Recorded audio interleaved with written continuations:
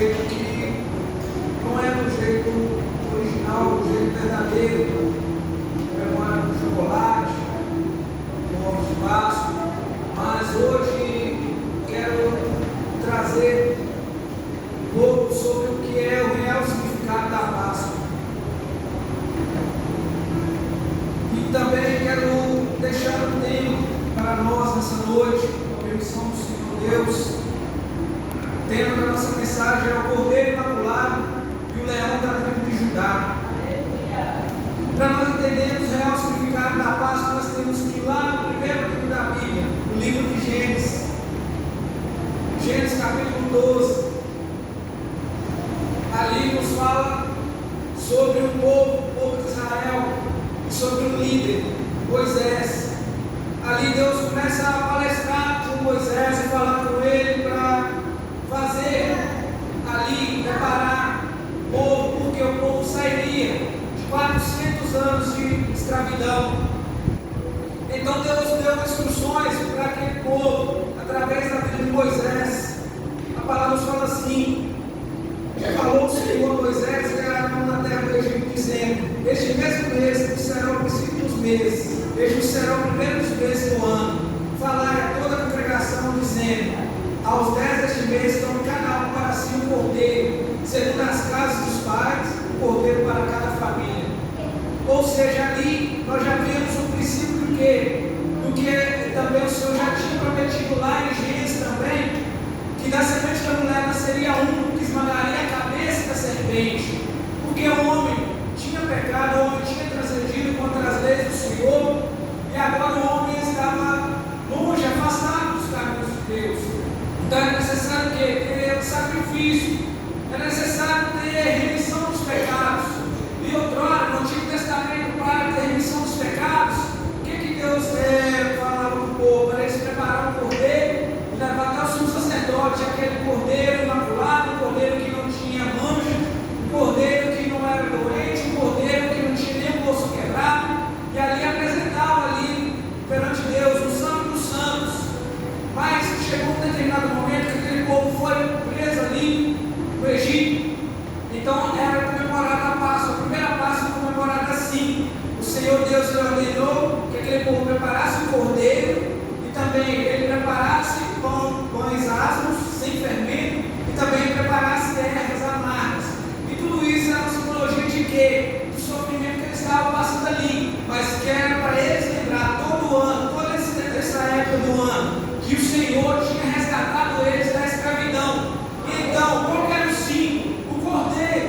O cordeiro simbolizava o quê? Que aquele cordeiro ele tinha sido imolado no lugar daquelas pessoas. Ou seja, ao invés das pessoas terem sido julgadas, aquele cordeiro morreria no lugar delas. O pão sem fermento, para que aquele povo não se misturasse ali com aqueles povos, porque aqueles povos eram povos idólatras, eles adoravam outros deuses. A terra do Egito eles adoravam o sol, a lua, os animais. Então aquele pão sem fermento simbolizava isso, para eles não se misturarem com povos idólatras. E as ervas amargas simbolizavam o que era o sofrimento deles. Eles lembravam o tempo de sofrimento, porque quando eles estavam ali no Egito, eles estavam sofrendo. E o Senhor Deus, quando Ele resgata ali aquele povo do Egito, Ele fala assim com eles: olha, é para vocês fazerem essa Páscoa, é para vocês fazerem essa festa para lembrar do sofrimento. Agora trazendo para a profecia lá de Isaías. Qual que é a profecia de Isaías? Isaías 53 fala assim, que o sofrimento do Messias, fala assim: olha, quem deu crédito à nossa pregação, a quem se manifestou o braço do Senhor, porque foi subindo como renovo perante ele, como raiz de uma terra seca, ele não tinha parecer nem formosura. E o versículo 7 fala assim, que ele foi oprimido e afligido, mas não abriu a sua boca. Como o cordeiro foi levado ao matadouro, e como ovelha muda perante os seus tosquiadores, assim ele não abriu a sua boca. Ou seja, o cordeiro lá, que foi morto ali na Páscoa, para simbolizar a libertação. Agora nós vemos também o profeta Isaías, cheio da presença de Deus também, profetizar sobre um cordeiro que seria morto, mas agora não seria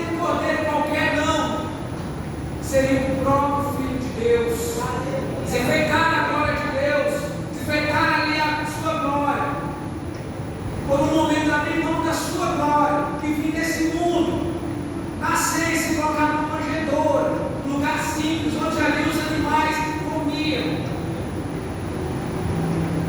Agora o rei da glória ali, como uma criança nascendo. E a palavra nos fala assim, que ele crescia em graça e conhecimento. Mas para chegar até a idade de 30 anos, a palavra nos fala assim, que primeiro ele cresceu na graça e no conhecimento.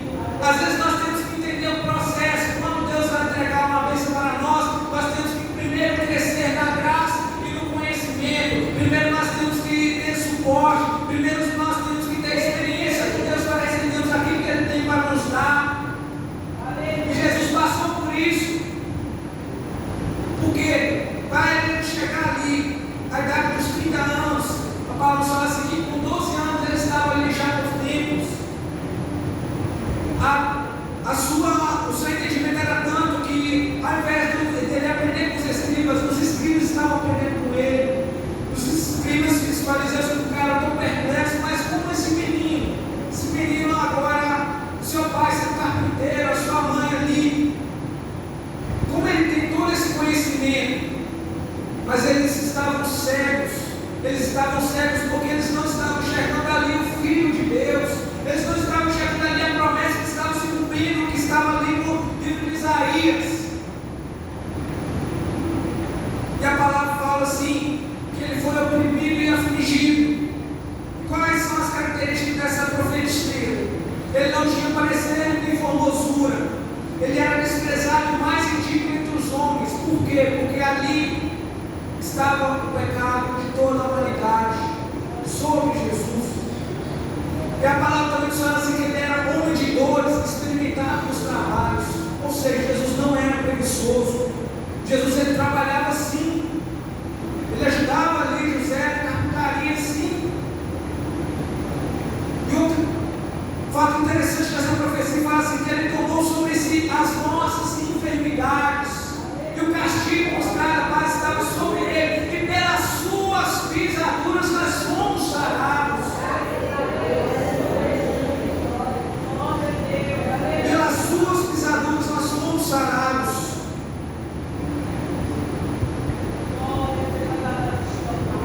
Então essa profecia de Isaías, ali sendo profetizada 700 anos mesmo que Jesus vier à terra, agora nesse mundo.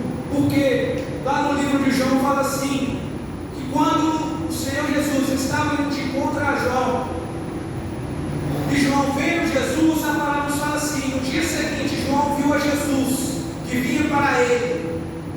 Então o Espírito de Deus que estava na vida de João, revela para ele. E João fala assim, eis o Cordeiro de Deus que tira o pecado do mundo. Então naquele momento ali João tem a revelação do Espírito Santo, que Jesus estava mediante ele. Jesus se aproxima perante João Batista e fala assim, eu quero ser batizado. E João Batista fala assim, Senhor, de maneira alguma, eu não sou digno.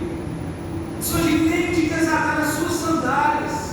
Então Jesus fala assim, não, faça conforme para cumprir a lei, para cumprir conforme a palavra que está escrita. E naquele momento que João batiza, a palavra do Senhor nos fala assim, João testificou dizendo, eu vi o Espírito descer no céu como pomba e repousar sobre ele. Eu não o conhecia, mas o que mandou a batizar com água, esse me disse, sobre aquele que vires descer o Espírito e sobre ele repousar, esse é o que batiza com o Espírito Santo. Então ali nós temos Deus Pai, o Senhor Jesus Cristo e o Espírito Santo de Deus. Ali nós temos os três em um. Ali nós temos o Pai, Criador de todas as coisas, que está no controle de tudo. Ali nós temos o Filho, que tem a obra redentora, a obra salvífica ali.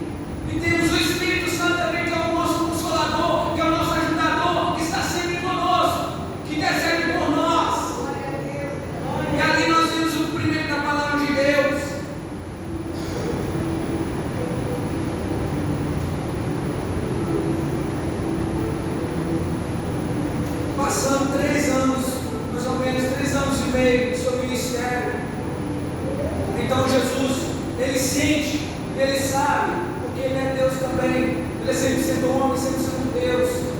Jesus entendia que estava próximo da sua missão se cumprir aqui na terra. Ele fala para os discípulos para preparar ali, que seria a última ceia deles. Agora imagine você sendo discípulo de Jesus, sem saber que ali seria a sua última ceia com Ele. Jesus convida eles e fala assim: olha, vamos participar conosco. Vamos participar conosco. A palavra não nos fala qual hino eles louvaram ali, mas a palavra nos fala assim, que Jesus, na sua última ceia, Ele fala assim: olha, tomai e comei, porque esse é o meu corpo. Ele pega ali o vinho e fala assim: olha, tomai e bebei, porque este é o meu sangue, para a remissão de vossos pecados. E ele fala assim: olha, que seria a última, até que viesse buscar novamente a tua igreja, porque depois disso só seria ali na glória, só seria as bodas do poder ali na glória. E depois que eles participaram ali da sua última ceia, a palavra nos fala assim que Jesus, ele se retira, ele vai para o monte orar, porque ele entendia que ele estava muito próximo da sua agonia, do seu sofrimento. E a palavra nos fala assim: então, saindo como foi de costume para o Monte das Oliveiras, e também os seus discípulos o seguiram. E quando chegou àquele lugar, disse: orai, para que não entreis em tentação. Só que eu imagino que já estava tarde. Eles tiveram um dia muito cheio, porque era um dia que eles celebrariam a Páscoa. Então era um dia que eles estavam cansados fisicamente. E assim não é diferente conosco. Tem dias que nós estamos muito cansados, cansados do trabalho, é serviço em casa, é muitas coisas para resolver. Tem dias que a gente não tem força nem para orar, tem dias que a gente não tem força nem para ler a palavra do Senhor. Então o Senhor Jesus, a palavra nos fala assim, no versículo 41, apartou-se dele cerca de um tiro de pedra. Ali pontos de joelhos oravam, dizendo: Pai, se queres, passa de mim esse cálice, todavia não se faça a minha vontade, mas a tua. Ou seja, ele deixou os seus discípulos em determinado lugar, ele foi para a intimidade com Deus. Porque dessa maneira, tem momentos que a gente vai orar com os irmãos no templo, tem momentos que a gente vai chamar os irmãos para ir para a nossa casa orar, mas tem momentos que a gente vai entrar no nosso quarto, vai fechar na nossa porta e vai entrar no secreto. E a palavra nos fala assim: que Deus que nos vê no secreto, Ele nos recompensará. Então, o que eu quero dizer para você, para mim, para você, que Jesus também ele sofreu, Jesus também ele teve fome, Jesus também ele teve sede, Jesus também ele se sentiu só, ele se sentiu abandonado, ele sentiu pavor, porque ali ele estava com fome também.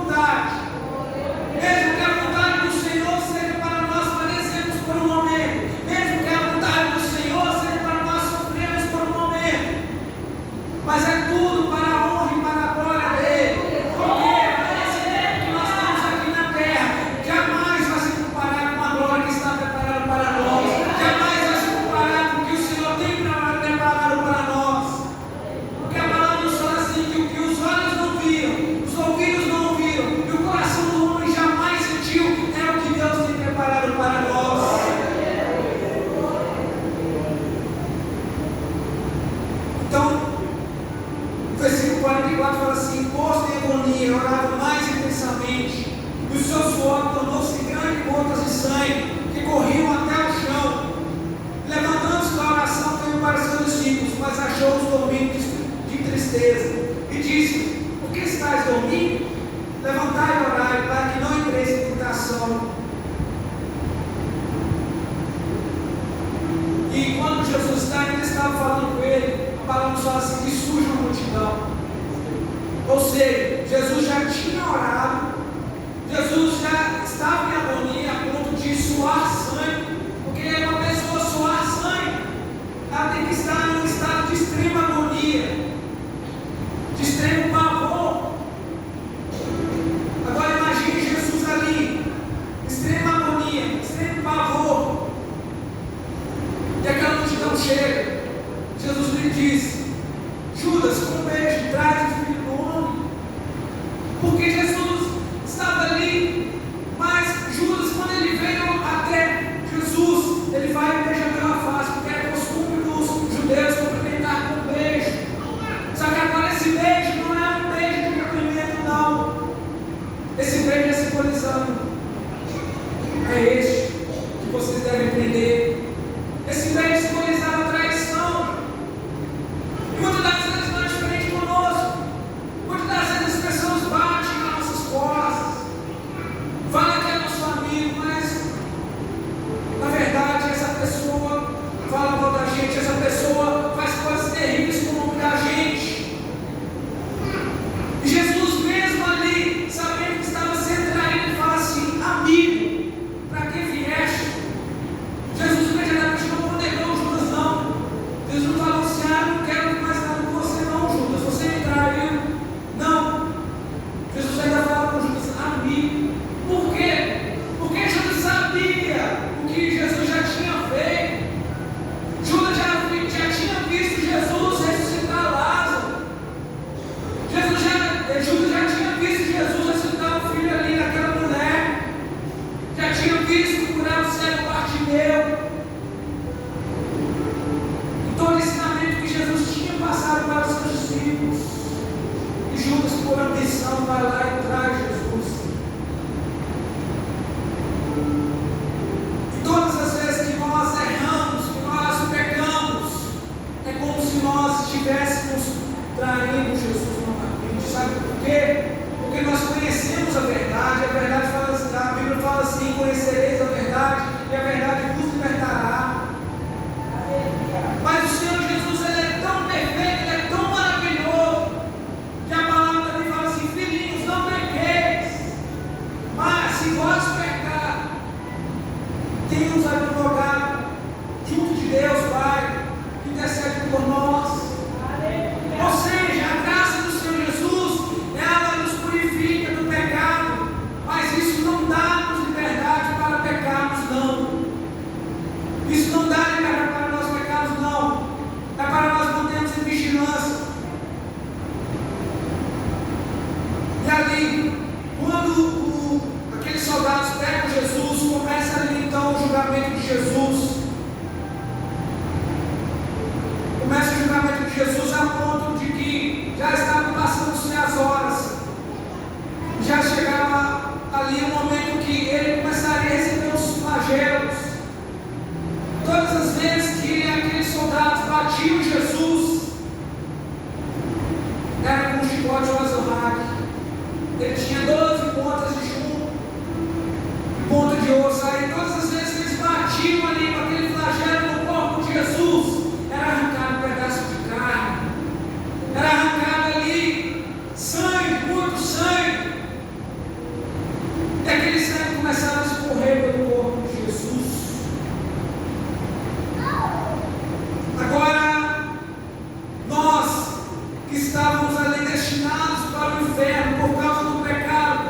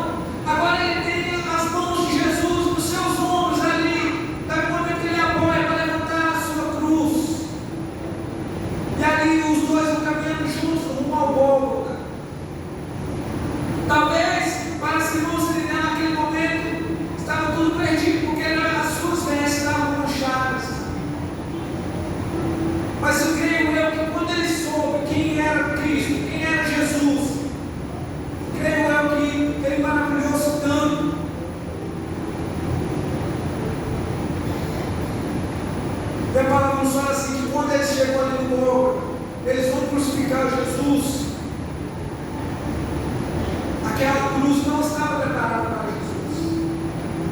Aquela cruz estava preparada para outra pessoa. A ponto que historiadores falam que quando eles vão ali crucificar, bater os cravos nas mãos de Jesus, tiveram que deslocar o seu nome. Porque o tamanho da cruz não era para Cristo. E agora eu quero trazer uma reflexão. A cruz não era para Cristo, a cruz era para mim, para você. Aquela cruz era para mim e para você. Mas o Cordeiro de Deus que tira o pecado do mundo se entregou em nosso lugar. E ali ele estendeu os seus braços e teve os seus punhos perfurados por aqueles cravos.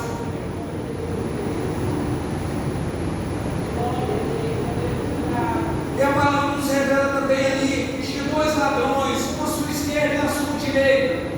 À sua esquerda, aquele ladrão, ele falava palavras horríveis para Jesus, zombava de Jesus, falando assim: ah, se tu és filho de Deus, por que você não salva você e a nós mesmos? Mas o da direita falava assim com ele: olha, não fala tal coisa, nós merecemos estar aqui, mas este homem não, este homem nada fez. E ele fala com Jesus: Jesus, lembre de mim quando entrares no teu reino. E ali nós vimos os seus últimos momentos de vida, aquele ladrão. Agora imagine você, irmão, imagine você, irmão. Jesus olha para aquele ladrão, com aquele olhar doce, aquele olhar meio. Ele com aquela voz maravilhosa: em verdade, que hoje estarás comigo no paraíso. Em verdade, te digo que hoje mesmo estarás comigo no paraíso. Agora o ladrão que roubou a vida toda, que fez coisas terríveis, ali não é talvez o melhor lugar para ele estar, mas ele foi ali naquele lugar que ele encontrou a salvação. Então pega uma coisa e entenda uma coisa: talvez você esteja em um lugar que você não queria estar, mas é a permissão do Senhor de você estar neste lugar, porque neste lugar o Senhor pode te honrar, neste lugar o Senhor pode te pegar bênçãos, e ali a maior bênção que aquele ladrão recebeu, que é a bênção da salvação. Que coisa maravilhosa! Para muitos, para a sociedade, aquele ladrão já não tinha mais jeito, já morreria mesmo, já estava perdido, mas ele se deparou com Jesus. Com Jesus, o Cordeiro de Deus que tira o pecado do mundo. Mas a palavra do Senhor fala assim: e era já quase a hora sexta, e houve trevas em toda a terra até a hora nona, ou seja, um período de 3 horas que Jesus esteve na cruz. Mas ali na cruz, o Senhor Jesus ele proferiu algumas palavras fortes. Uma delas: Pai, perdoa-lhes, porque eles não sabem o que fazem. Ali estava Maria também, João. Jesus olha para Maria e fala assim: mulher, eis aí teu filho. Fala para João: filho, eis aí a tua mãe. Ou seja, é para eles andar em comunhão. O que Cristo quer que a igreja tenha? Comunhão. Quer que tenha união entre nós, entre os irmãos. É um ajudar o outro, é um carregar o fardo do outro, é um ajudar a orar pela vida do outro.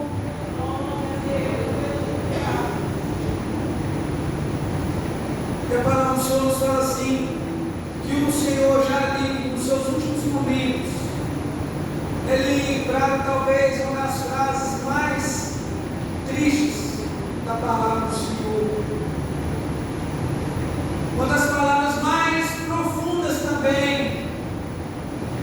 Lembre-me, lama sabachthani, Deus meu, por que me desamparaste? E ali Jesus ele estava como um filho. Agora imagine Deus não suportando olhar para a cruz, porque ali estava o pecado de toda a humanidade. Jesus olhava para o céu, Jesus que tinha acesso diretamente ao Pai, que via o seu Pai.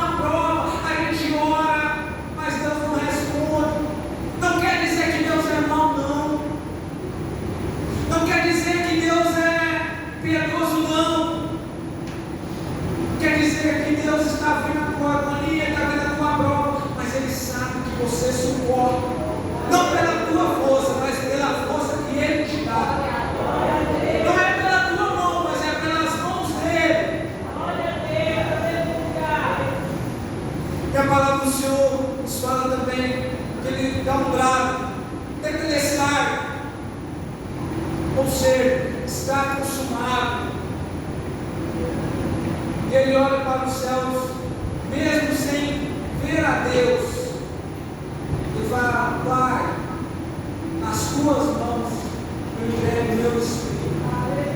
Naquele momento o Senhor Jesus dá o seu último suspiro de vida. A morte não pegou Jesus, Jesus se entregou. Entenda isso, a morte não venceu Cristo, Jesus que se entregou ali. No momento que ele rende, a palavra do Senhor nos fala assim, que o véu do templo se rasgou de alto a baixo. E outrora que tinha essa atração entre Deus e os homens, aquele véu do templo agora já não tem mais.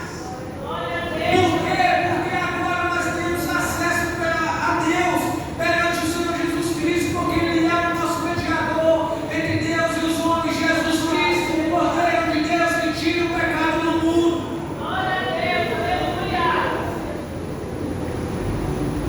E agora o Cordeiro Imaculado, que estava morto ali, a palavra do Senhor também nos fala, mesmo ele mudo, mesmo ele sofrendo tudo aquilo, ele não pecou, ele não abriu a sua boca para maldizir ninguém. Mas a palavra nos fala assim, no livro de Lucas, no Evangelho de Lucas, capítulo 24, e no primeiro dia da semana, muito de madrugada, foram elas ao sepulcro, levando as especiarias que tinham preparado e algumas outras com elas. Interessante, elas não acharam o sepulcro fechado, lacrado, não. A palavra fala assim, e acharam a pedra removida do sepulcro, entrando não acharam o corpo de Jesus. Sabe o que aconteceu? Na sexta-feira ali, o cordeiro que foi morto, às 15 horas, aproximadamente 3 horas da tarde, muitos pensaram: morreu, já era. Agora os homens pensaram e não vai ter mais esse oba-oba. Muitos pensaram assim, mas a palavra do Senhor nos diz assim: passou a sexta-feira, findou-se, veio o sábado, muitos poderiam estar tristes por ter perdido o mestre, mas chegando madrugada de domingo, ainda no nascer do dia, aquelas mulheres foram preparar o corpo, mas o corpo não estava lá. Mas como assim? Essa pedra é enorme, como assim tinha soldados guardando ela? Como poderia muitos homens ali remover aquela pedra? Mas aí está o segredo. Elas lembraram da palavra que o Senhor Jesus tinha dito, que convém que o Filho do Homem seja levantado ali na cruz do madeiro, mas que ao terceiro dia ele ressuscitaria. Então o leão da tribo de Judá, ali que outrora foi morto como um cordeiro, passou-se a sexta-feira, veio o sábado, chegou o sábado e se findou, mas no início do primeiro dia da semana, a palavra do Senhor nos revela assim, que o cordeiro que foi morto, agora ele já não está morto mais, porque ele ressuscitou, e agora a glória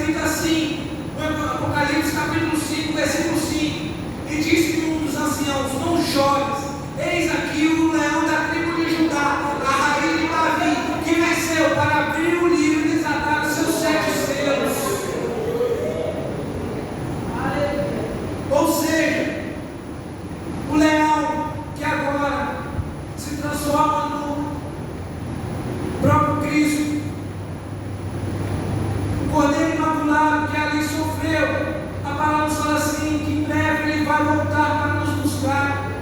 Ele não vai voltar mais para sofrer as mesmas dores que sofreu, não. Não vai voltar para sofrer escárnios, não. Porque a palavra do Senhor nos diz assim, que quando Ele voltar, lá no livro de Apocalipse, capítulo 19, versículo 11, olha a visão que João teve, e viu o céu aberto, e eis um cavalo branco, e o que estava sentado chama-se Fiel e Verdadeiro, Justo e Peleja de Justiça, e os seus olhos eram como chamas de fogo, e sobre a sua cabeça havia muitas diademas, e tinha um nome escrito que ninguém sabia, senão Ele mesmo, e Ele estava vestido de uma veste salpicada de sangue, e o nome pelo qual se chama é a palavra de Deus.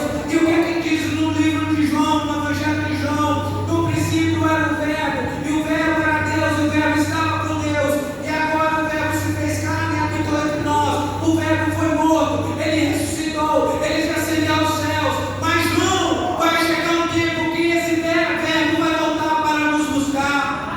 Não vai chegar um tempo que esse Verbo vai descer para buscar a sua noiva, e nós estamos preparados para receber. Prosseguindo a visão e seguindo os exércitos dos céus com cavalos brancos, vestidos de linho fino, branco e puro, e da sua boca saiu uma aguda espada para ferir com ela as nações e a regenerar com vara de ferro, e é Ele mesmo que pisa no lagarto vinho do furor e da ira do Deus Todo-Poderoso. E a parte mais interessante, a parte mais linda dessa visão, João também vê no teu manto, porque antes eles tinham um manto de escarlate, que eles colocaram para debochar de Jesus, mas agora já não é mais esse manto, não, agora é um manto real, um manto verdadeiro. E João viu ali um manto, e na sua coxa direita estava escrito: Rei dos Reis e Senhor dos Senhores. Rei dos Reis e Senhor dos Senhores. E a palavra nos fala assim: que todo joelho se dobrará, e toda língua confessará que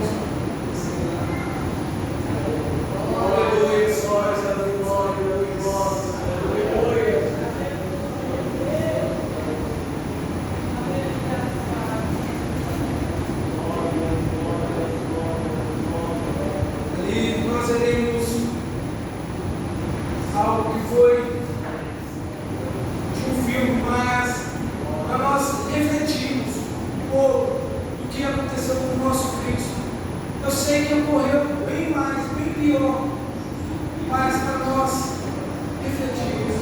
Amém?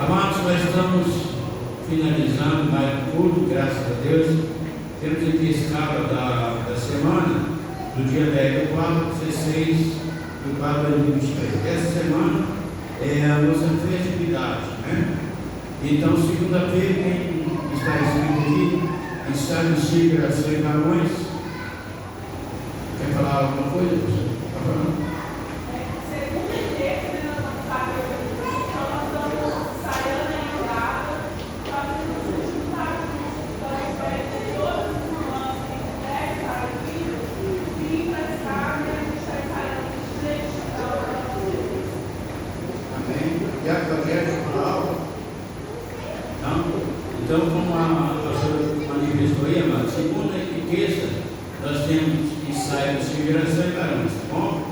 Na quarta-feira, nós temos culto da direção do Prefeito de Monte Alegre, esse irmão que vos fala hoje está trazendo a palavra que queremos Deus. Bom, quinta-feira está vago, sexta-feira começa a nossa festividade.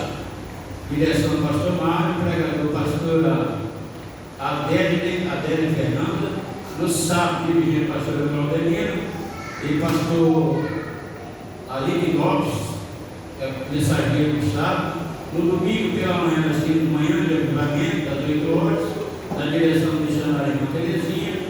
E à noite, nós temos também, no culto, na manhã de avivamento, a pregadora missionária Ângela. E às 19 horas, o culto de encerramento, a direção de Tiago Rogério e o pregador Tiago Félix. Bom, nós temos um lembrete bíblico que regozijar sempre no Senhor, outra vez de regozijar.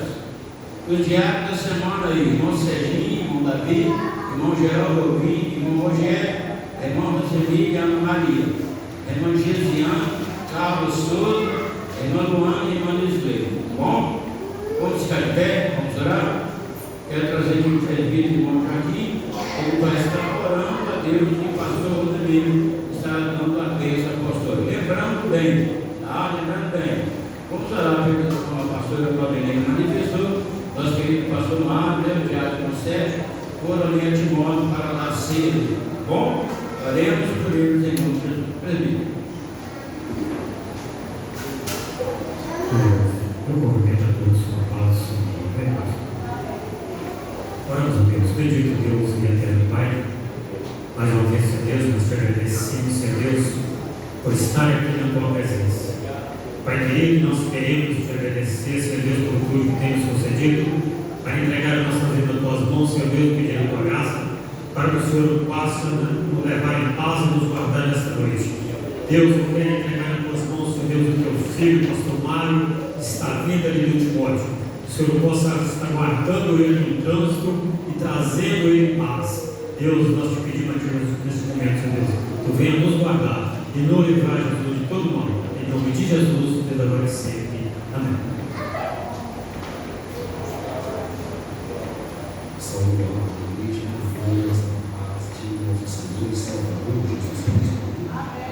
Queremos agradecer o Senhor também, para dizer a vocês, volte sempre à casa do Senhor. Primeiro, queremos pedir a de férias, né? Graças a Deus por isso. Igreja do Senhor.